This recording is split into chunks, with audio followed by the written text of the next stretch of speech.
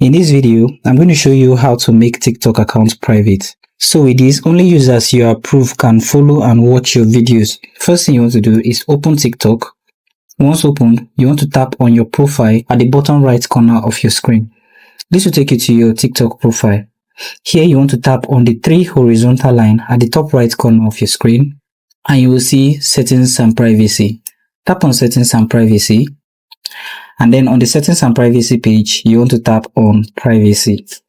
Under the privacy, you will see private accounts.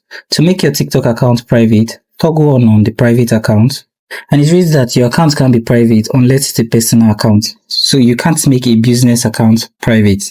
Tap on switch anyway, your account will be switched to a personal account. Now once that is done, you want to toggle on private accounts. So if you already have ad authorization, you need to turn it off as well. So tap on turn off and your account will be made private. So that's how to make accounts private on TikTok. Thank you for watching this video on how to make TikTok accounts private, and I hope you found this video helpful. If you do find this video helpful, like and subscribe.